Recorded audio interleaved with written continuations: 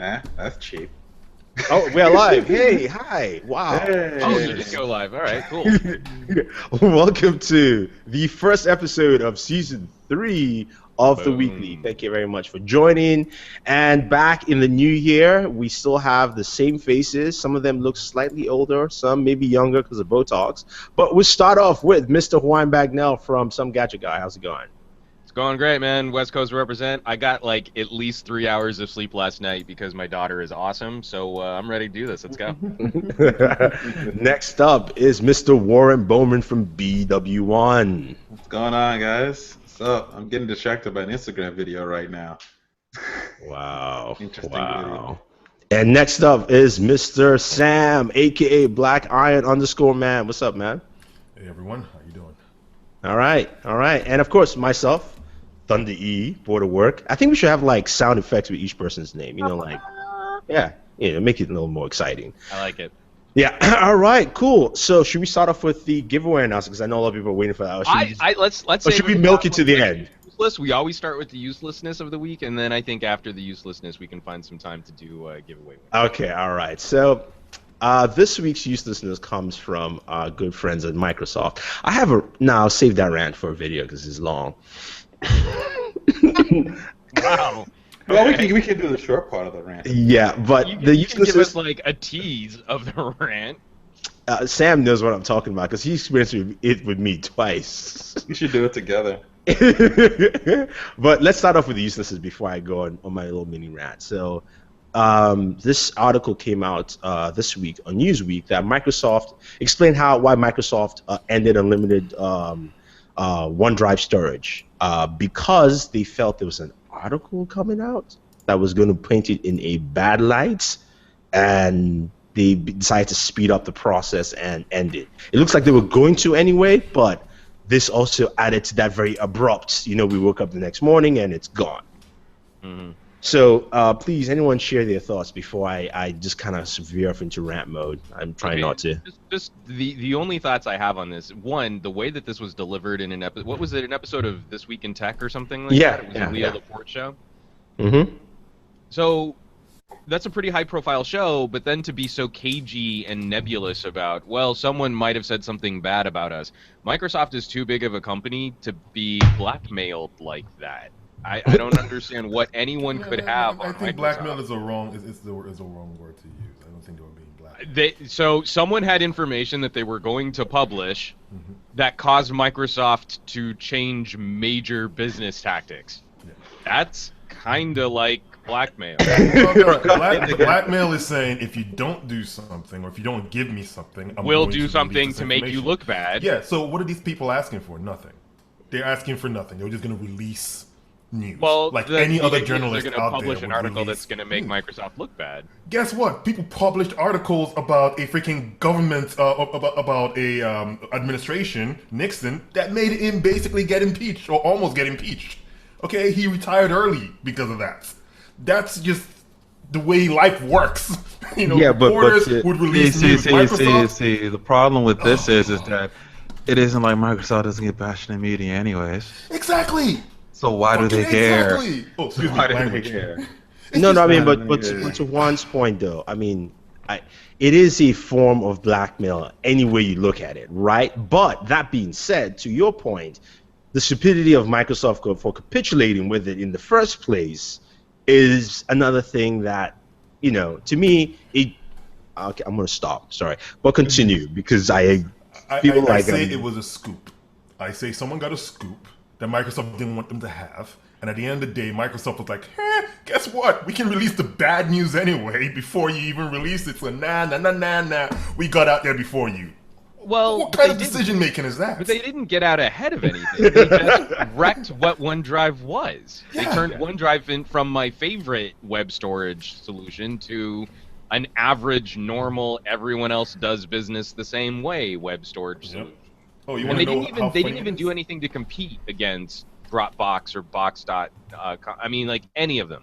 So now your pricing and your storage are pretty much the same as what you get on other services. The benefit being, if you have Office 365, you also have Office and OneDrive, but your OneDrive storage isn't better. It used to be better. Now it's kind of just the same. Yeah. The funny thing is, I started out the year switching from copy to OneDrive because OneDrive was really big with us for MWC. We use a lot of OneDrive there. Yeah. And then being like, okay, this might work. This might work. And this is me starting last year, or basically last year using more Dropbox.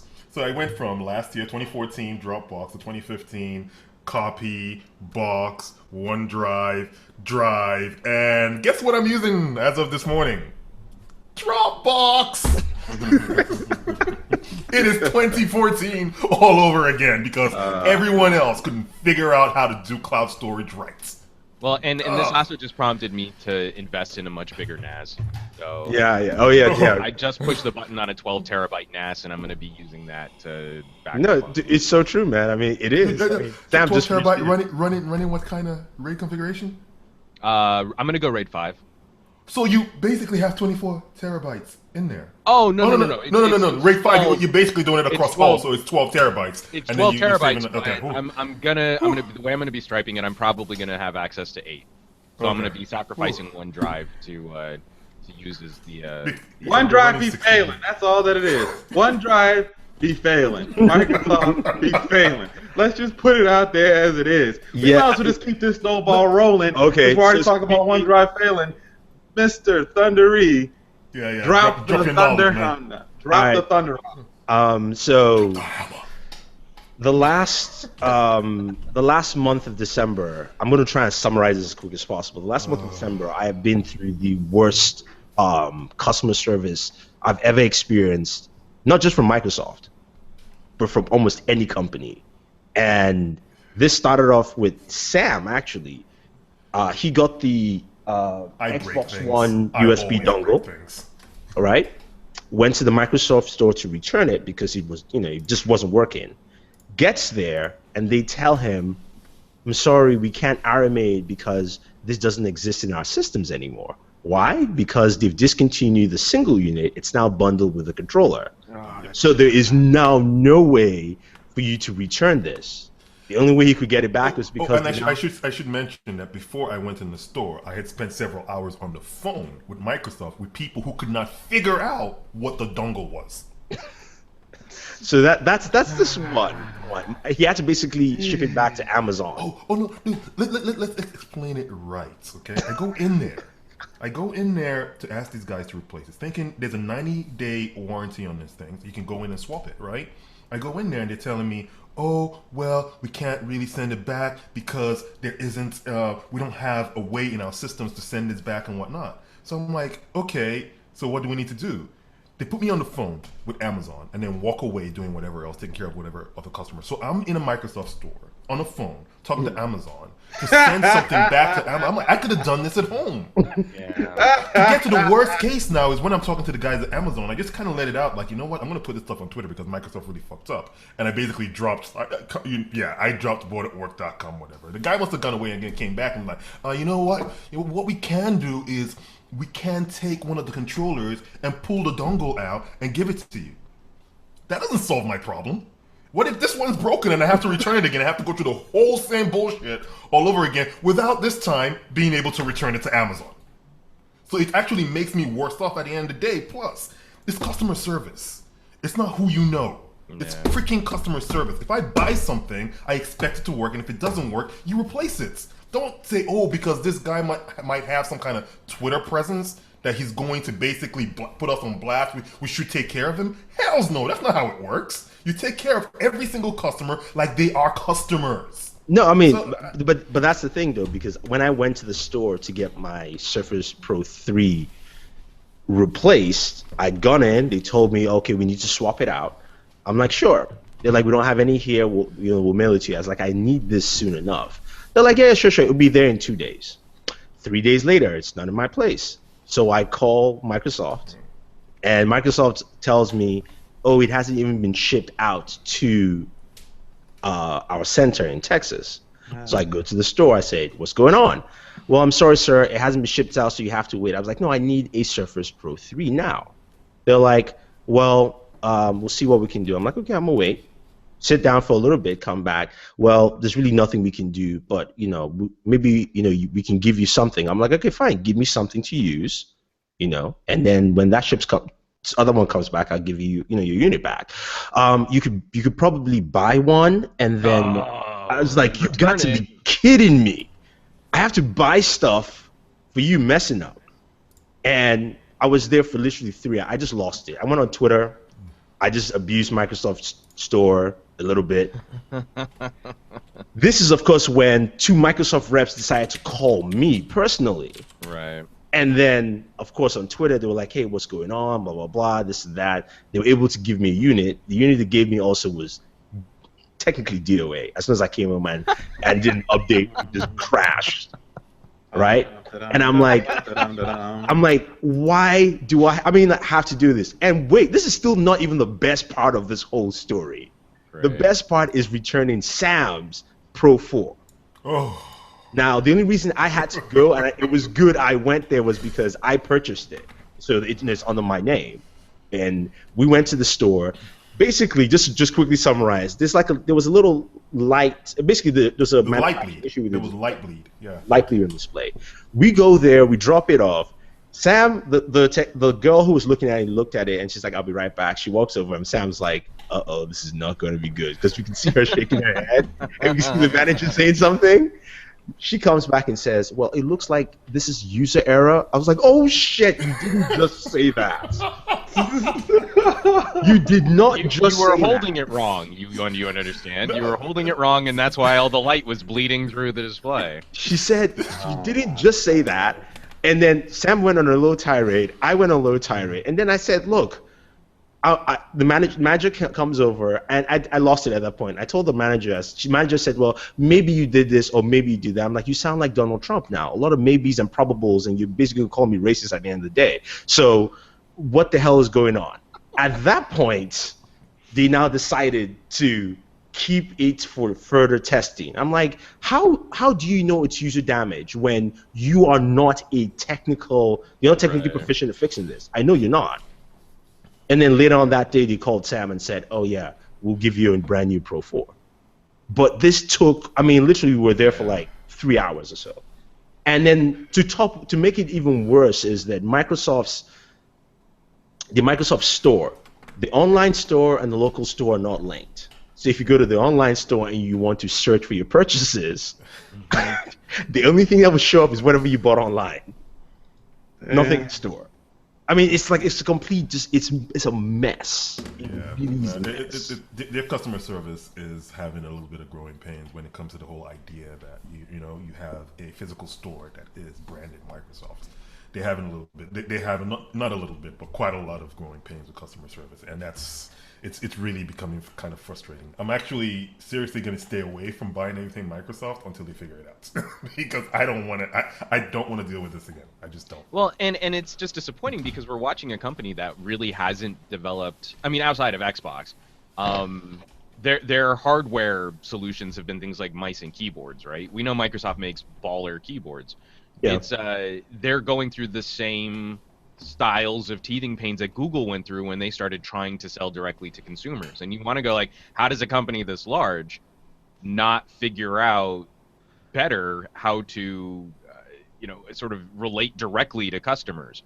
And they're doing it at the same time while they're putting stores in malls. No, but the funny thing is when they started the rollout with the stores, they were so much better. They were so good, and then it's like me and Sam were talking about and saying, look, this has to be because you have an IT guy as CEO, and this is just pure IT thinking of not customer service. The focus isn't customer service. That's the problem, because if you actually work in IT, your focus should be on customer service, because that's essentially what you're supposed to be doing in an IT mind frame. No, your focus this day and age turns out to be closing tickets. That's really the truth. Yeah, you're not customer facing as an IT expert. You're really more of a, in the way it works these days, you're closing tickets. People are raising juras against you, and you're basically closing it. You're basically solving those issues and closing the tickets. So that's exactly what it sounds like. It sounds like they have issues, and you're like, okay, I'm not going to take on this issue because I can't close this ticket out, and this ticket is going to be against my name. So you know what? Don't even deal with it because that's not part of our thinking process. You know? Well, to leave it on a bright note, I want to say thumbs up to the guys at Fitbit. Best customer service ever. Nah.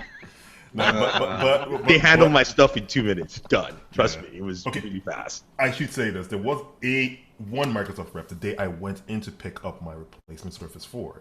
He was really on point. He basically, yes, I was waiting for about 45 minutes to do a pickup, but once he figured out what the issue was, he was very apologetic.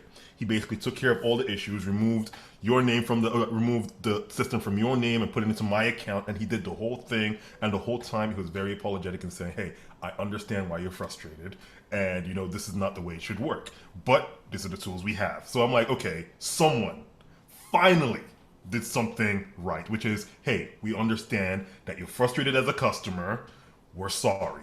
Wow, that is like mind-boggling. We're sorry for keeping you waiting. And on that apologetic note, we're sorry for keeping you waiting and announcing the winners here. Yeah, let's transition over to something a bit more fun. For the giveaway. So we had our big end of the year giveaway, and 6 winners from many parts around the globe. So I guess I will just announce them, right? Yeah, I think so. Like, do you want to go like headphones to phones and do it that way? Yeah, we'll start headphones to phones. So the winner of the Turtle Beach headset, I can't remember the model number. I'm looking at it right here. Oh, the PX24. Yeah, that'll be Tom Horlick. Congratulations, Tom. You won. We will be contacting you via email. So please send over your mailing address, full name, so we can actually ship it to you. Next up is the PDP Xbox One headset. That is Ramon Gutierrez. Congratulations again. You won that. So you're getting that too. Name, address, all that fun stuff. And then the Samsung Level Up headphones, I believe, right? Warren? Yes. Okay. That is to... Oh, man. Juan, help me out. I don't want to butcher it. For which one? For the Samsung Level Up. Whoa.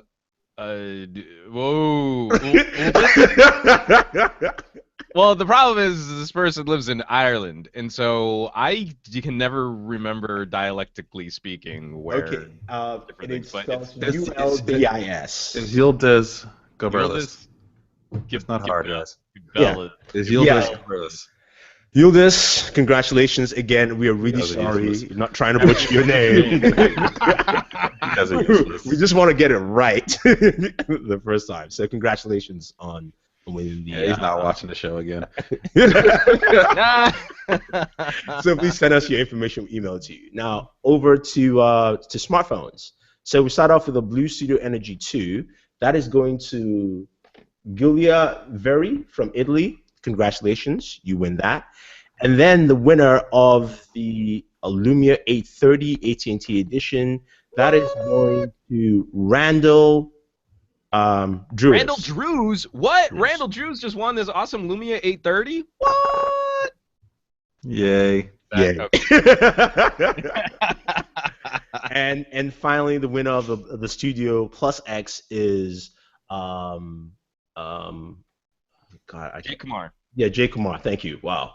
Jaykumar Shinde, congratulations. You won that. So we'll have the names of the winners in the description below. We'll email you guys, but thank you very much for entering the contest. Now, we wanted to give you a quick announcement on giveaways and contests.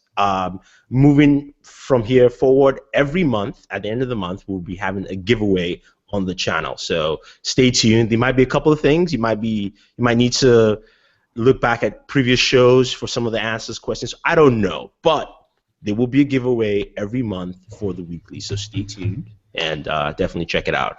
All right, cool. So now that is out of the way, uselessness, winners announced, all that fun stuff. People might be crying. Some people might be celebrating that they've won stuff.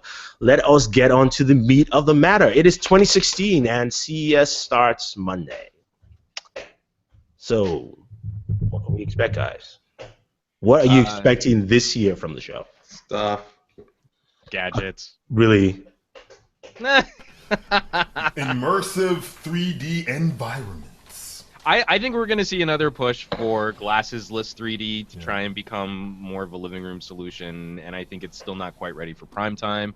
I think we're going to keep seeing more people trying to demonstrate software solutions for virtual reality, and we're still in a holding pattern until we get the premier line of hardware accessories for VR out into consumers' hands.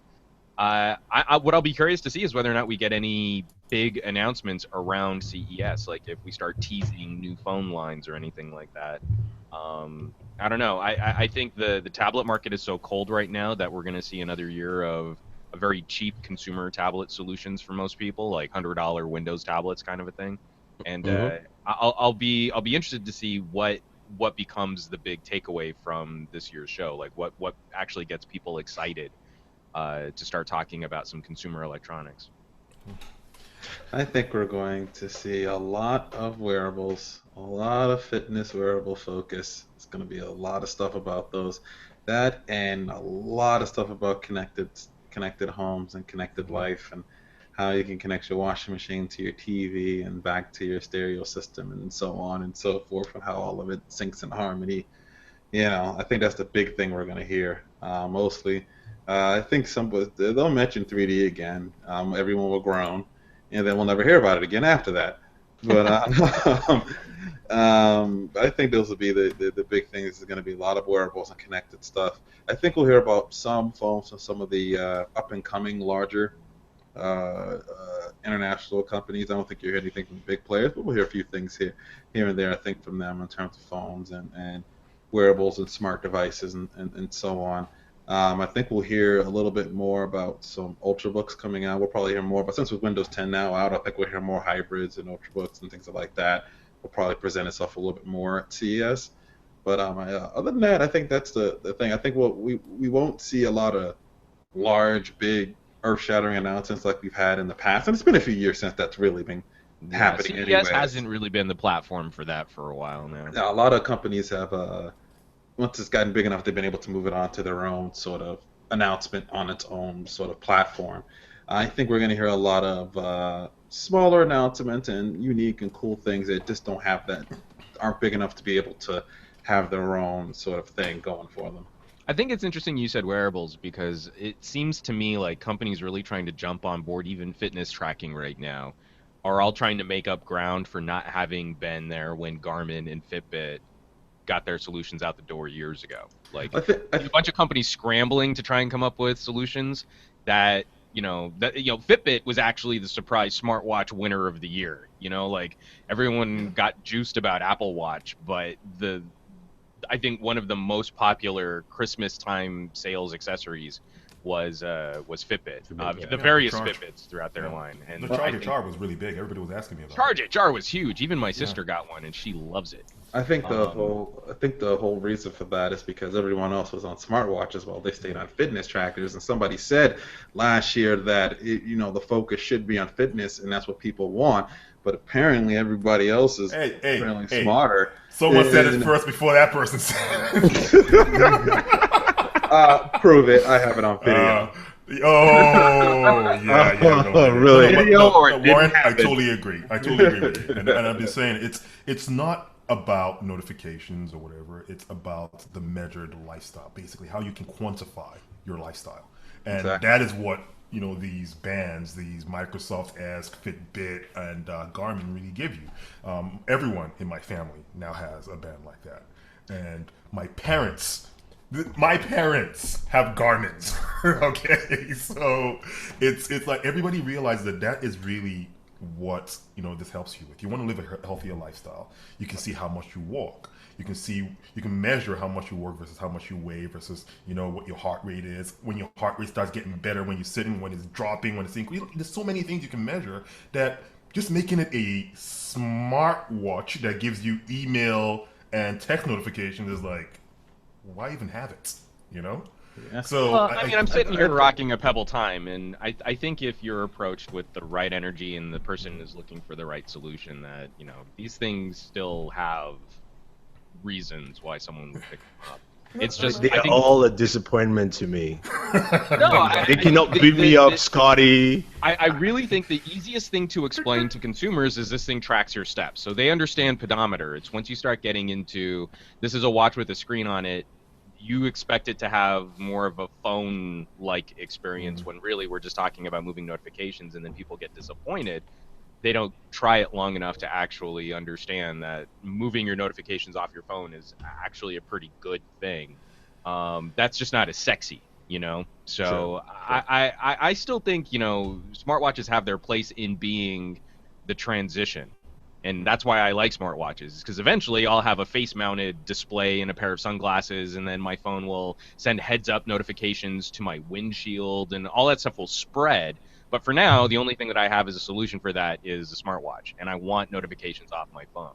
Smartwatches should become like Bluetooth headsets over the next 2 years, where they're just not very popular and they kind of peak and they go away. But Annoying and I would makes you also look expect crazy. the same thing to start happening with various fitness tracking solutions too, where it doesn't make sense to have like a Fitbit when like a Fitbit Flex when it would be more accurate to put that data in a pair of shoes. Like so moving those things around, we should start seeing. Someone else sent me a. Have you guys reviewed the? It's not from Fitbit. I can't remember the company, but it's a headband that does fitness tracking. I can't Oh, remember the name of the company. isn't it like the hat you have, Warren? The Yeah, fitness hat? but Lightbeam does the hat and a helmet. They don't That's do a that's the headband. company. Okay, then that's the Lightbeam Fitness that actually reviewed their hat, and it does a lot of great tracking. And it's one of the few wearables that isn't on the wrist that does nearly as much tracking as some of the higher end bands. But the whole idea is that people love data, and especially when they can manipulate it. Yeah. So getting all this data and then having an app to match it to manipulate the data as you want to is a win-win. So that's why you see people loving these fitness trackers, because they get all this data about themselves. They can see it cleared out and mapped out with fancy graphs and stuff, and they can make a plan and they can manipulate things around and just see something. They can see data, and people love it when they can see data right in front of them. And those fitness trackers provide that so much better. Yeah, well, at CES, I think, yeah, we'll see fitness trackers wherever. I don't care. Actually, I'm really excited. I'm one of those who, I mean, I get it. I like it. I don't like the state where either or are, because one, I don't care about fitness tracking too much. And the other hand, the notifications of the watches just don't do anything for me. But I understand the uses. I get it. I think home automation will be probably the biggest thing at CES this year. Especially with the fact that a lot of companies are now moving into that second gear of things. I mean, Samsung just announced that Internet of Things connectivity with their future line of TVs coming out in 2016. You're going to see more and more companies going to that route. We know AT&T is already there. Comcast is trying to do their own thing. Everyone is, and I think you're going to see a lot of devices that fit properly. I would say I've seen some devices that companies have now finally learned how to do home automation right, where it's not just because your gas cooker has Bluetooth, right? It's more of the logical steps into where those automations are. So I think that's going to be a big thing. I think we eventually will see OLED go from just one manufacturer to more, and maybe even more devices, which I would like to see, just because OLED is pretty good tech. Well, there's technically more than one. There's just one that's just actually putting it out. Who has OLED TVs? Well, LG, Sony. No, Sony doesn't have it yet. Sony It hasn't doesn't. come out yet. No, Yeah, they showcased one. They never released it. It's only LG. Yeah, I mean they are for TV and production. Yeah, they are OLED TVs from Sony. Definitely, you can't buy a Sony OLED. There's just none.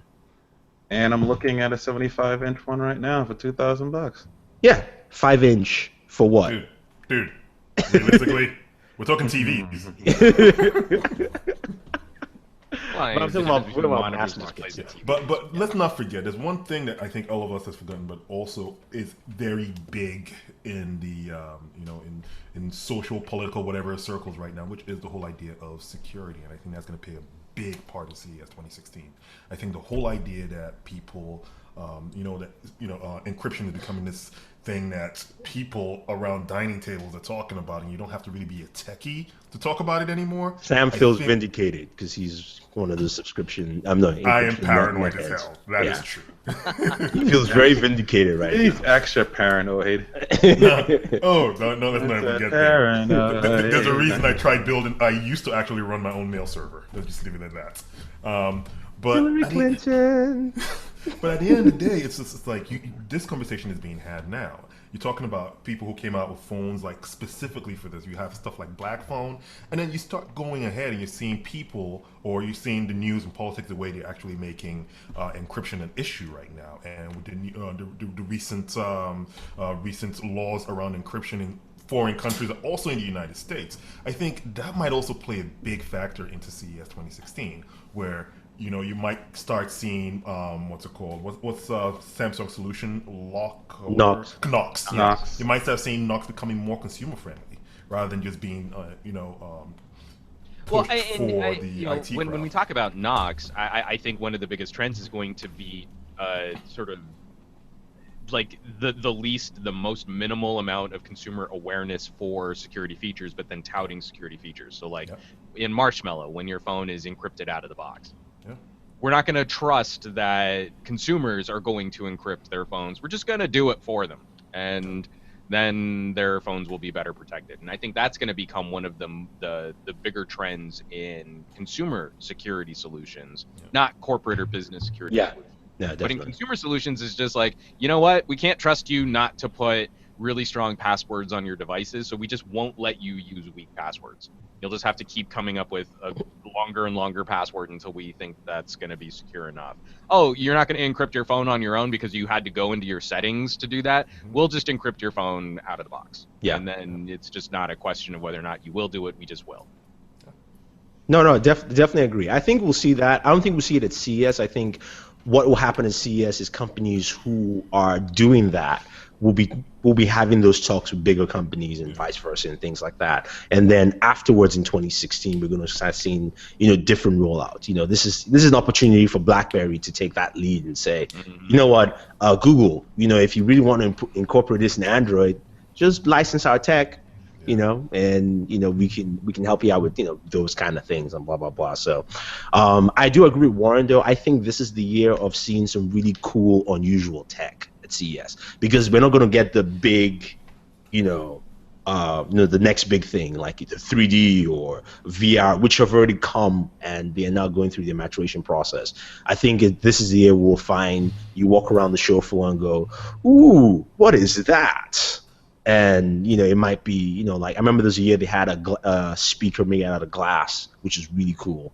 Although that never came to fruition. Probably people were breaking it, But stuff like that, I think you'll see a lot of stuff like that at the show floor. Oh, you could do that, Michael Jackson. Oh, that'd be awesome speakers. What? That whole Michael Jackson stuff. Was it bad that he did it with the mirrors, where he basically get on his toes and like the speakers or the glass just explodes behind him? Oh, I gotta remember that video. Yeah, you but could do that with those glass speakers. That would be awesome. Yeah, like, but look, then crank it all the way up. That would be a good solution for showing off glass speakers. Watch how they explode behind my hologram. Why I'm doing my Michael dance Jackson. moves? Yeah, I mean, then you have to buy a new one, right? I guess. One use only speaker. The only people who can buy it are the people who are pre-approved to buy it. Yes. So I have a question for you guys, because my email has been blowing up with a bunch of like smaller PR companies trying to throw around buzzwords like IoT, Internet of Things. And this is also something that was kind of a big talking point last year. This is like the big buzz phrase that no one who knew anything about tech but wanted to sound like they knew about tech was throwing around the Internet of Things. It's an IoT solution for managing IoT data for customers interested in IoT things. It's just like the term cloud. Well, but when we start talking about like a personal area network, like I really want to see sensors in shoes. Like I think that could be a consumer-facing Internet of Things solution that would make sense. Like people understand Fitbit, people will understand Fitbit shoes. So that to me is synergy. That to me would make sense. What do you think we might see on the CES show floor that consumers can actually get a handle on for making otherwise dumb devices smarter or connected or I would venture to jump into home automation. Yeah. like I think you think IoT lives and dies by appliances. yeah, I think it lives and dies of appliance and how it is actually implemented. Because then it makes it, you know, if you look at it this way, where a mom can now stop the washing machine or turn off the cooker remotely while she's doing something else, you know, that's a big one. I mean, you have a kid, so you're Right. busy doing many things around the home, and if you're doing laundry, you put something on the stove, and you know, laundry is going off, or it's, you know, the washing machine is a little older, but it's, you know, spewing out foam, and you need to turn that off. Baby's crying. I mean, if you can just go off and deal with your baby, that's great. You can Right. go back and deal with those things. So I think when it comes to that, I think this is the kind of applications that we will see, that will make it easier for people to understand that, okay, look, you know what, you know, kind of like, I mean, it's kind of like Chromecast and, you know, the Chrome audio, what's it called again? Yeah, Chromecast. Chromecast audio. audio. Chromecast audio, yeah. It makes, you know, it's an Internet of Things in the sense, because it made your old speaker smart. You can use it anywhere now, you know, and those are the kind of things I think you expect to see on the show floor, at least at CES, that will make it more understandable for people, because they know, hey, I don't have to. I mean, it's even take Samsung, for instance, with their TVs, or the high-end TVs. They have an evolution kit, which they haven't really pushed, which says, I don't really have to go and spend another $3K for next year's top model. I spend $450, it's next year's top model, minus the display technology that's in there. But the processor, the software, everything else you need. And those are the kind of things that people understand, like, oh, you know what, I don't have to, you know, buy a new TV every year, or I don't have to upgrade every year. I just have to, you know, add one little thing, and my device is extended, or my device gets smarter. And that's what we went through too. I mean, I have a Vizio Smart TV that we've never used the smart features on because Chromecast worked better.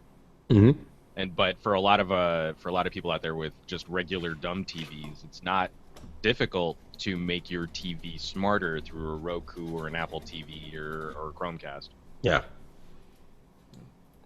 So I guess one of the interesting things to me will also be to see whether or not we get better car tech, because I haven't been very impressed with the current track that most auto manufacturers have been on, where, you know, like, we're gonna make a car smarter by giving it its own LTE connection and then putting a touch screen in place of a stereo head unit, and I think that's terrible. So I'll be curious to see if smaller manufacturers and upstarts, if what is the name of a company that's Startups. Oh my god! A startup. 3 hours of sleep kicking in. That was an amazing daddy brain moment for me right there, guys. Startup from the bottom. But because, you know, like, I saw a company that was trying to do a heads-up display for automobiles, you know, like, so it's like a little panel that sits behind your steering wheel and it gives you at-a-glance information for your car. And so, because I don't think we'll see that kind of innovation actually come from automobile manufacturers. I just don't trust that they really are going to look at how to evolve user interactions and the ergonomics of that. See, I don't think we're going to see anything not necessarily because of automobile manufacturers. I think because they've all given up those duties to either Apple or Google, because they're all now supporting that. And the problem with those systems is that none of them have decided to say, hey, this is the OS for a car. The person who I wanted to see that from was Tesla, and the OS is garbage. It looks absolutely horrid. So I think Tesla's focus is not even the OS. It's more like getting electric cars to be, you know. No. I know. But half of their car is also that massive screen. I mean, like, they really touted that. They do tout it, like, that's where everything lives. And it looks like a hot mess. Yeah. And they're the ones who I think are probably the first set of people to, if they can do it right, make that change that will force, because Tesla has now forced, you know, Porsche and everybody else make their own electric cars, right? So in the same vein, I think when somebody goes to pick up a Tesla and maybe goes to test drive the BMW version, right? And you go, wow, Tesla's interface is still much better than what I'm getting from BMW. That will force them to say, okay, look, guys, we need to come up with something that works for the vehicle, because at this point, I think it's only left to Google and Android, and right now they're not doing much other than pushing a very limited view of just applications that work in your car. Well, I think cars, I'd go be. ahead. The point I was going to make real quick is, I think we look at Google and Apple as being software solutions, and I still think we need to look at the hardware delivery system. True. Where if we had better voice commands, it wouldn't matter what Android Auto was on. Maybe Android Auto is on a heads-up display, or Android Auto is sending visual information to a pair of smart sunglasses.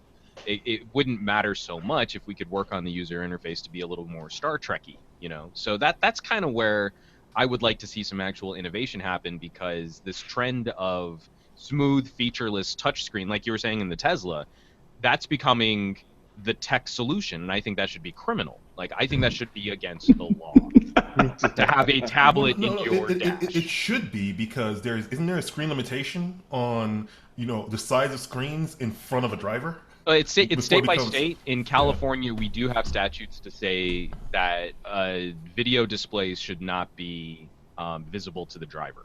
Yeah. So we actually do have in our automobile code language that says that should be illegal. But Now, then, is that visible in front or visible in? visible to the driver is the letter of that statute. But then we have a whole bunch of provisions under that statute to say, like, if you're a commercial trucker, then this type of display is okay. And if positioned properly, owing to officer discretion, that GPS is okay.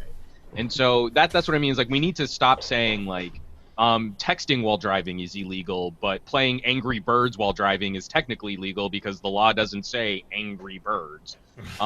We need to find better ways of sort of summing up what that experience would be. And that's why I think when you have someone holding a tablet up to a driver, that's illegal. But building a tablet into your dashboard for a Tesla is legal. And I think that's why this kind of crap is not moving the industry forward. I think it's actually retarding the progress that we could see if we could get into more aeronautic type innovation. Like, pilots seem to operate airplanes really well with heads-up information, and I think drivers would benefit from a similar style of information delivery. Yeah, I mean, it's funny you're right though, because Mercedes does have that on their. I think BMW have that on their high. It's projected onto. Yeah, it's projected on the screen, and I know there was a startup that had something that you could mount in front of your dashboard that would do sort of the same thing.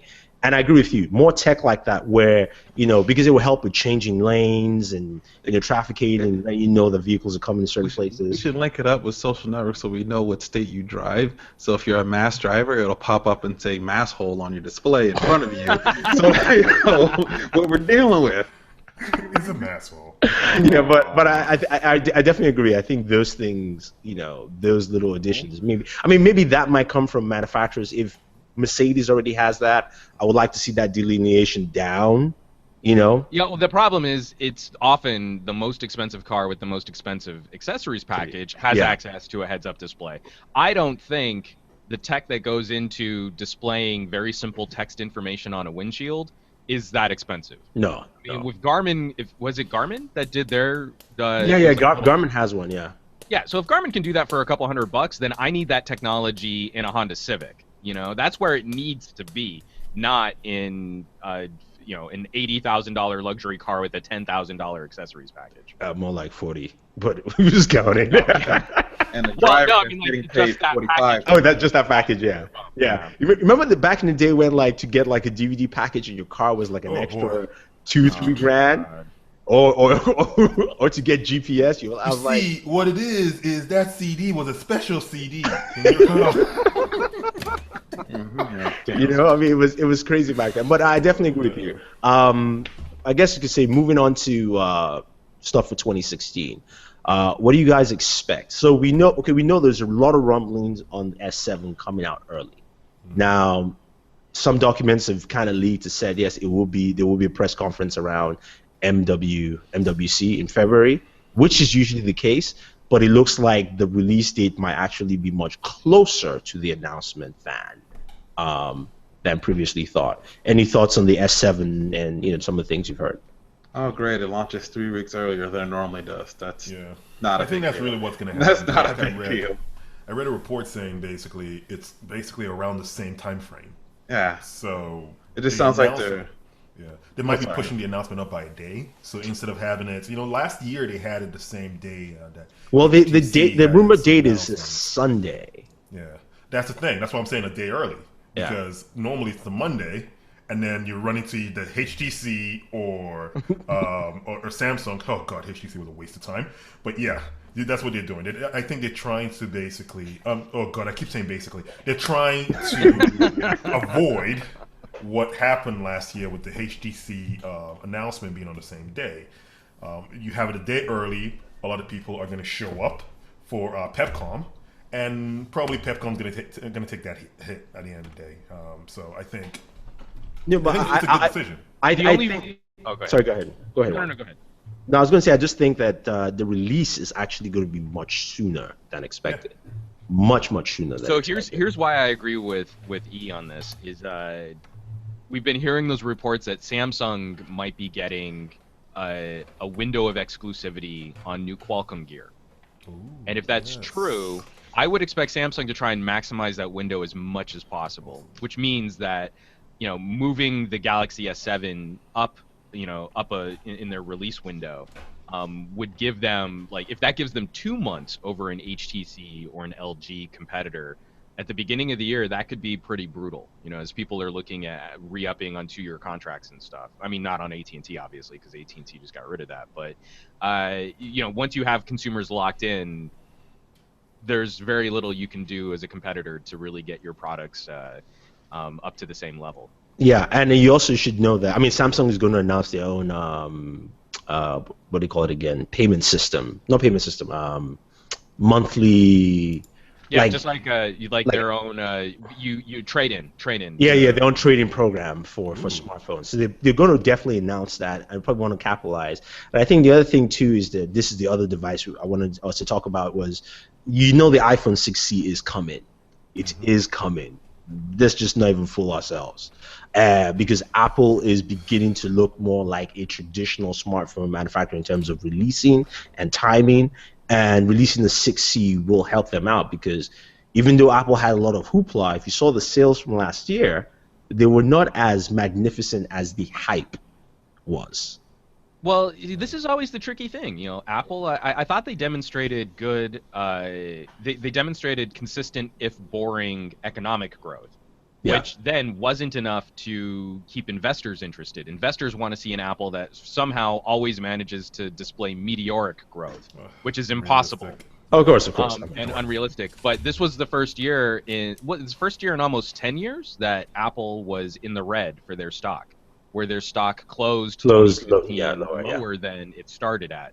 And that's an interesting position for Apple to be in, the perception of Apple to be in, when Microsoft and Google both demonstrated growth from their stocks, that they demonstrated the ability to kind of inspire people to throw more money at the company.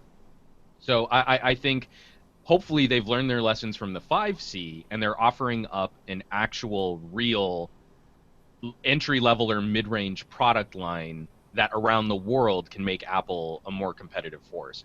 If it's just, we want to offer iPhone 6 level hardware cheaper and we're just going to slap a crappy plastic shell on it like they did with the 5C, then I think we're probably going to see more of the same negative reaction or negative response from consumers who don't trust that product line is going to stick around.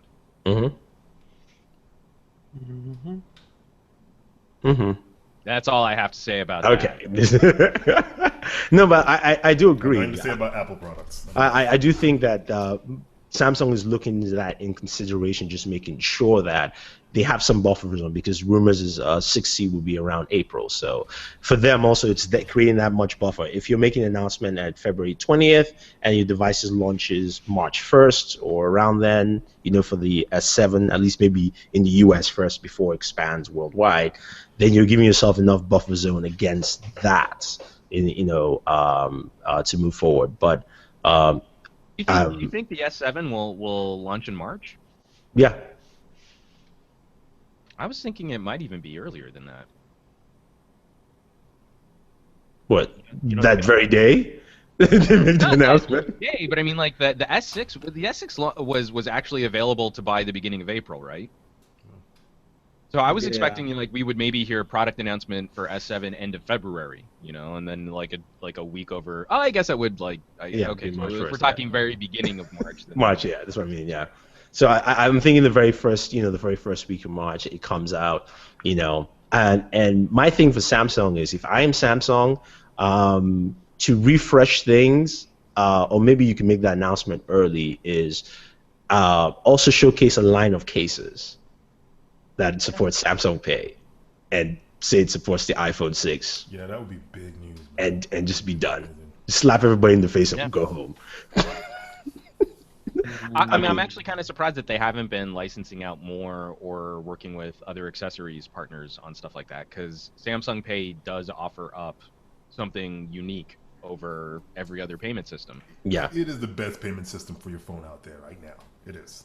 Yeah, I mean, it would be smart of them to do that. I don't know if they will, but at least even if it's the iPhone first and forget everybody else, you do the iPhone 6 and 6S, you're covering a huge amount of people, and I can see the ads for it. Where someone's using the Samsung Pay, brings the Apple Pay, and the friend's like, happy birthday, gives them a case, and then slap with the Samsung logo at the back of the case, done.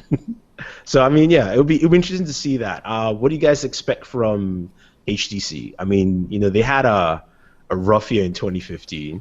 A little rebound at the end. I've had the A9 for 2 weeks and I still haven't taken it out of the box yet. Ow. Oof. And I'm probably the biggest HTC fan of this. Yeah, we know that. I think the Vive is going to probably be the big push Vive this year. has to be.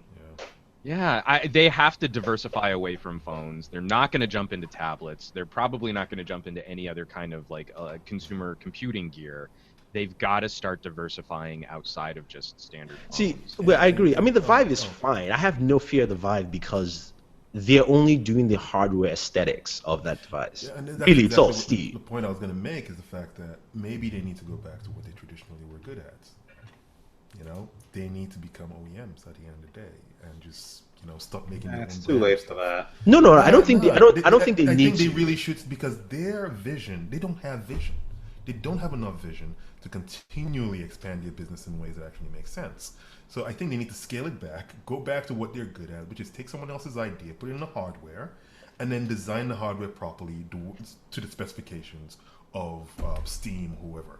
No. I think they need to go back to that mindset. They don't have to, because right now Samsung is doing what you just said, right? I mean, that's what to a certain degree the S6. We say people like some iPhone designs were copied and things like that. The problem is they just lost that hunger as an OEM, or even in the early stages with with the 1X and all those devices. They need to go back to that mindset where they go, okay, look, we are smaller, we are scaled back, but when we do this, even if we release one device this year, it is going to kill everything. Make it the tightest, smartest device that we can do, and go away from trying to do too much. That's just it. I think everybody agrees with me. I think no. I think in part what we'll have to see, because I think this is also going to affect LG too, is timing becomes very critical on how you announce then release. And that's why I'm a little nervous about Samsung having any kind of exclusivity on a processor like the 820, because we've been suffering this whole last year with a dog of a processor on the 810. And I think that's actually what did more damage to LG and HTC at the beginning of this year, was having a negative perception of their products through no fault of their own. Like, everyone could have said the M9 was boring, but then when the 810 was running hot, it was boring and slow. Yeah. Well, that's not their fault. They don't design processors. They used the best silicone that they had at their disposal. And that's also why LG flipped after the Flex 2 and did their two premier phones on the 808.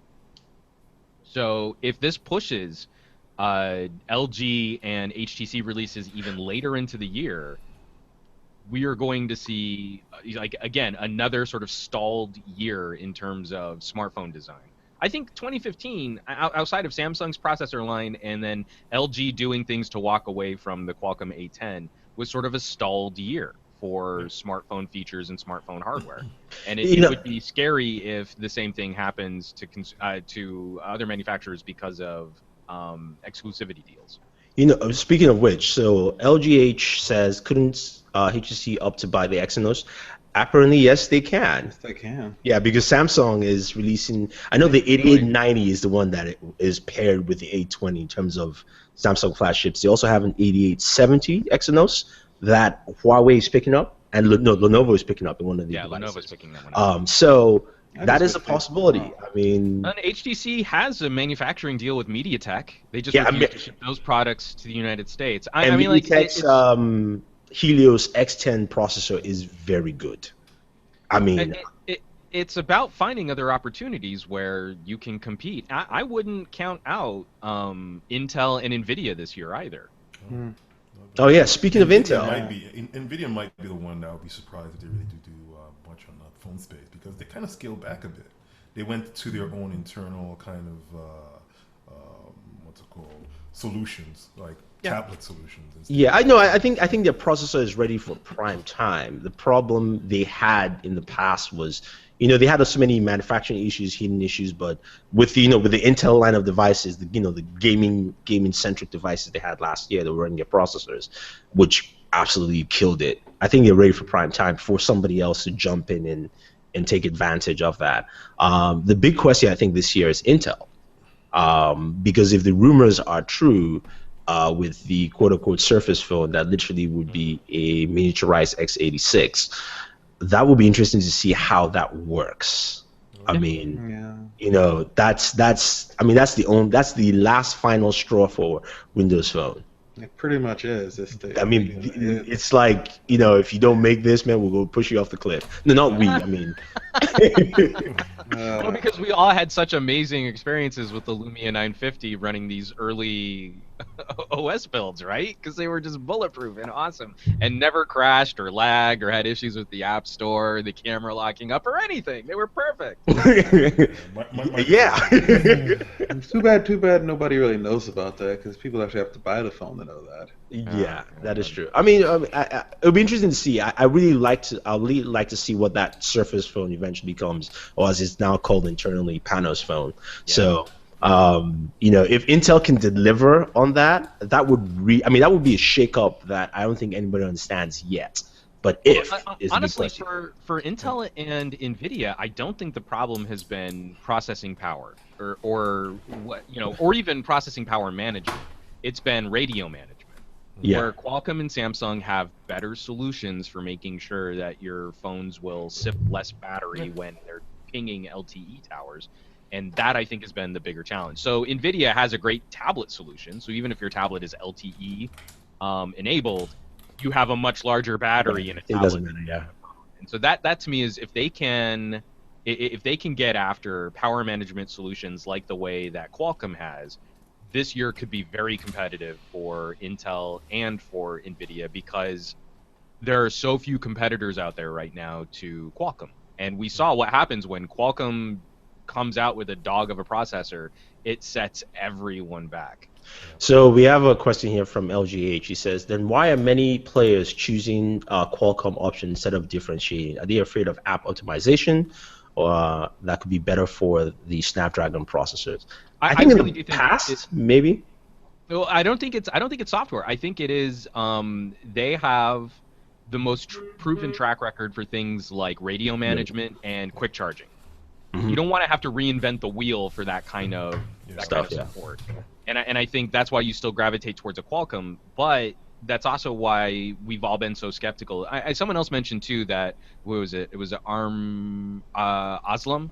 The Snapdragon 810V 2.1 was a good improvement, but it was a good improvement on a dog of a processor. And that's why when you look at phones like the Lumia 950 XL, Microsoft is building in liquid cooling into a phone so that you can actually extract more of the prowess of that processor. That is not a great indication that that processor has actually been fixed, if a company like Microsoft is building liquid cooling into a phone. So we need to see something that works better than that. And so when the 820 finally moves back to, it's going to be like a crate style processor cores instead of ARM reference design. Yeah. We should see better improvement. But we spent an entire year with an expensive, hot, slow dog of a processor at the top, and that's why, that's why I think it was a smart play for LG to swap back down to the 808 just because it ran cooler. Mm-hmm. True. Cool. Anything to expect in the gaming space? I mean, we know Nintendo is going to announce the NX this year. Oh, we hope. I mean, Warcraft is coming out with another add-on, so that's pretty cool for this year. I mean, let's see. Like, Nintendo's got to come out with the Wii U Zelda game first. So whenever that shows up, maybe we'll start to hear about it. It sounds so bitter.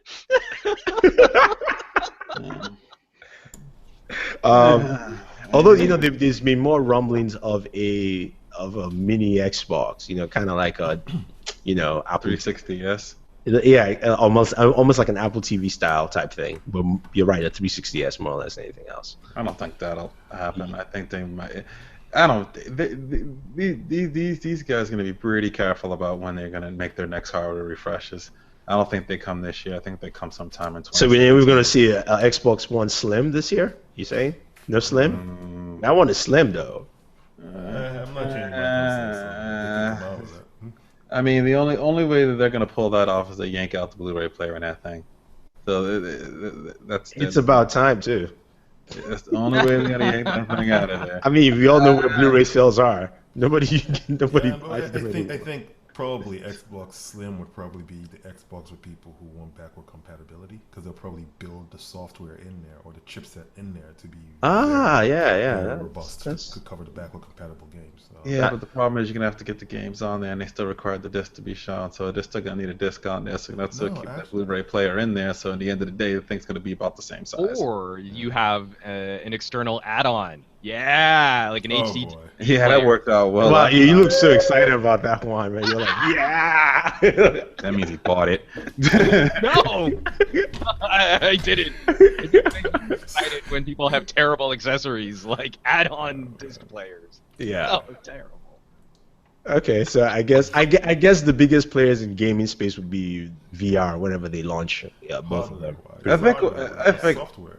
I think we're just going to hear about more games. That's all we're going to really hear about for the rest of this year. Exactly. It's going to be a big game software release. Releases. Uncharted's coming out. Sony will actually have AAA titles this year because they didn't have any last year. And that Uncharted is going to be probably their biggest thing that they have. Because Xbox really dominated that talk about first AAA titles all last year. So, isn't part of Final Fantasy coming out this year, or is it next year? That doesn't have a date on it. I think because they said they're splitting up the gaming parts. Yeah, I think 15 is due out this year. Yeah, no, I'm just saying if part of 7 comes out this year, 7 will be the biggest game. Oh, I don't think so. I think 7 somewhere down. Yeah, man. Down the line. I mean, according to them, they've been working on this for 5 years, so it's not like it's. Who knows? I mean, you can give us. Sorry, but any game that you've worked on for over 5 years, in my head, I'm like, if you guys haven't gotten it right by now, you're not going to get it right by the time it releases. No, they will. They will. Come on, they'll give us a Destiny style release. Come on, you gotta remember, Sam. You gotta think about this. They probably developed half that game for the PS3 and the sub processors and had to switch up in the middle of it. So they either rewrote a lot of code or they started from the beginning again. I remember 14, which was the MMO, and the fact that they had to close that MMO down and then almost just rewrite it from scratch, to me says if it takes that long to make a game, chances are you already fucked up that game. Sorry, language. You already messed up that game. Well, not all the time. Look at Nintendo and Zelda. Those are usually 5-year releases. Yeah. Standard on the console ones. It's like usually a console. I think 12. It's very rare. I think like the GameCube only got 1, and I think like every other console will get to. Like the Wii got 2 Zeldas, and that's only because one of them became a launch title that just got ported from the GameCube. Usually that doesn't always happen that way. So I don't know. I think game is going to be another year of varied degrees of sadness, as Sam likes to say. I mean, Juan likes to say. You both sound, because I'm just not as big a gamer as I used to be, but you both sound so defeated right now for the state of gaming in 2016. Yeah, like, There's not a lot to look forward to. It's see, just kind of. I personally am looking forward to gaming on VR. That's just me. Personally, That's exactly what I was going to say. Is I feel I'm like excited the about that. traditional state of gaming, the TikTok nature of, the hardware gets more powerful and then the software catches up. Like we're in this weird holding pattern right now. I don't think the current generation of consoles really jumped that far in terms of gaming of hardware power to extract to get some of those new experiences that will drive things like 4K TVs, for example. Like gaming was one of those things that drove the adoption of HD TVs. That went hand in hand. There was this great synergy between high definition gaming and high definition television. That was a killer app. People say like, well, when do I get a 4K TV? There's no 4K content. Gaming could be one of those solutions. Yeah, and it's surprising there is no 4K game unless you're a PC gamer. Unless you're a PC gamer. There is no 4K content. You really have to like jump through hoops to get all of those pixels actually used on your fancy new 4K TV outside of like House of Cards on Netflix. Yeah. So that's why I think, and to go back to the point, to your point about VR, I think we'll be seeing actual innovations happen when we start getting more VR solutions into consumers' hands. I think we're all ready for just some new metaphor, some new paradigm in gaming. We're all getting a little burnt out on first-person shooters. We're all getting a little burnt out on third-person perspective adventure games. A Fallout 4 is still an amazing game, but we've been kind of traveling this road for a while now. We all kind of want something a little new, a little fresh. And until we change the way that we actually interact with the game, we're going to still feel like we're getting the same experience just with a slightly nicer coat of paint. And the same experience, slightly better voiceover performances. Same experiences, maybe a new game mechanic that's fun for a mission level or two, and that's about it. Yeah, that's true. This might excite you, Sam, though. I know you're a little bummed out here. This is a question from Asalam. He says, what do you guys think about the GTX 990M for gaming laptops? Because we know that MSI and Astag have been putting desktop GPUs into their laptops. Now, the 990M, I think, it's still based on last year's chipset, although we're using some tech from what they're expecting this year. I've forgotten the code name, which should be using HBM RAM, which is a RAM that AMD uses, which is absolutely phenomenal in terms of just like read-write processing. You don't have to. So to give an example, you have a Titan X, you're using 12 gigs of RAM on that DDR5. If you were to use maybe HBM RAM, you'd be using only 4 or 5 gigs. So just your thoughts on the 990M and stuff like that. Laptop gaming in general for me is kind of like a mixed bag. The thing is with laptop gaming, I'm tempted to just grab a laptop, throw it in my bag, go out, and while I'm out and about, just game. But the truth about laptops, a lot of these laptops they're really in essence desktop replacements, because the battery life of these things are not going to be phenomenal. Oh, it's 5 hours max. Yeah. When you're gaming, it's when gaming is true. If at all. So, but also again, it's not advisable. You have to have it plugged in, because then the cores open up.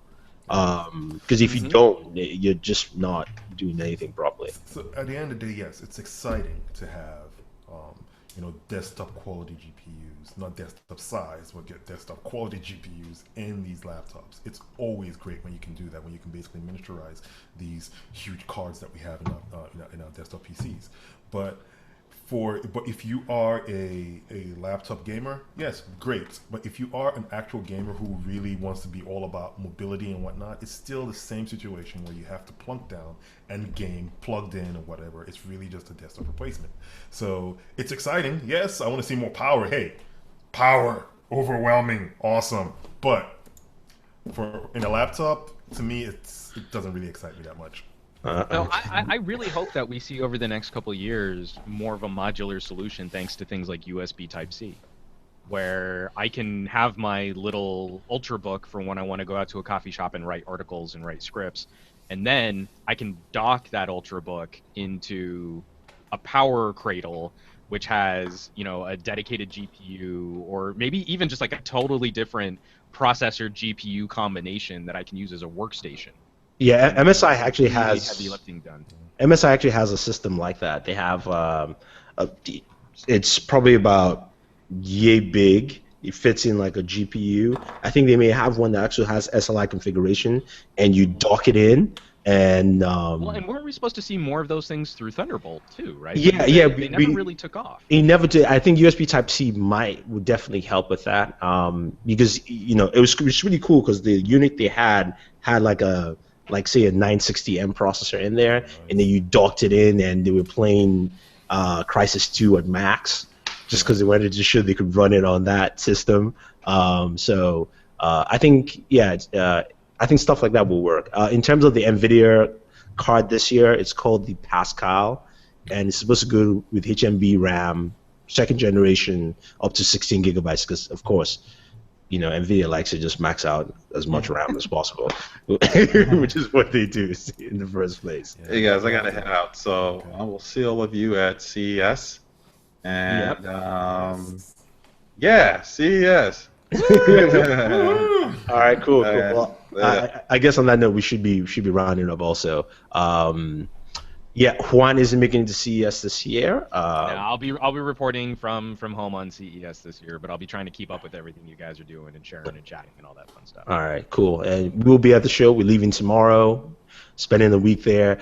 Now to the winners of the giveaway, just to let you know, I think if once you reply to us, we will not be able to send some of the gifts over because Warren and myself will be at CES this whole week. So the earliest we're able to do it is the following week. But I believe Warren will be able to ship out the Lumia 830 this week. So bear with us. Apologize for that. It's just the way things are. The timing on that worked out. Timing and all that stuff. But yeah. So since you're not going to be at CES, anything we should expect from you this coming week?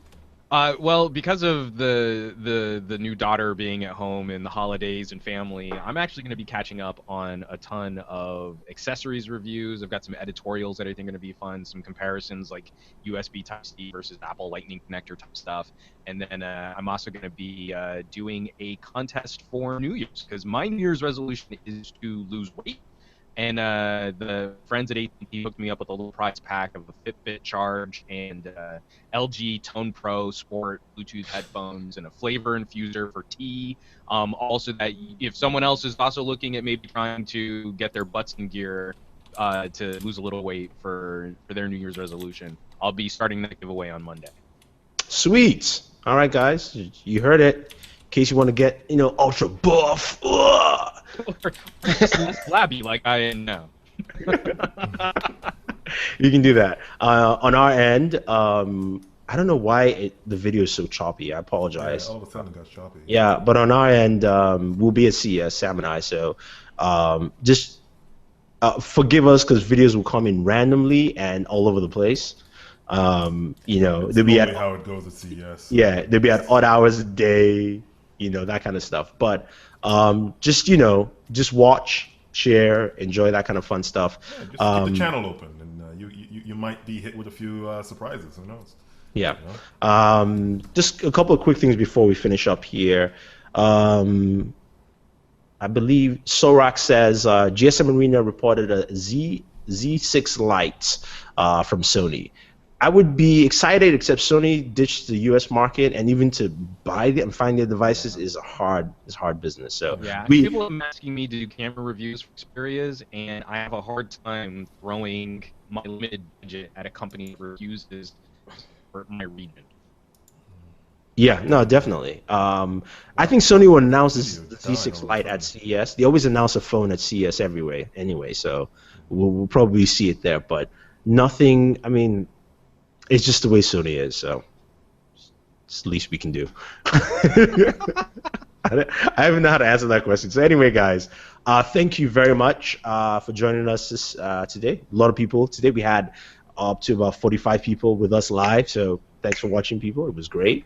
And thanks for the people that were in the live chat, too, because really that helps us kind of stay on point and stay entertained while we're doing the live broadcast. So yeah. Some great comments in there. Yeah. Stay tuned.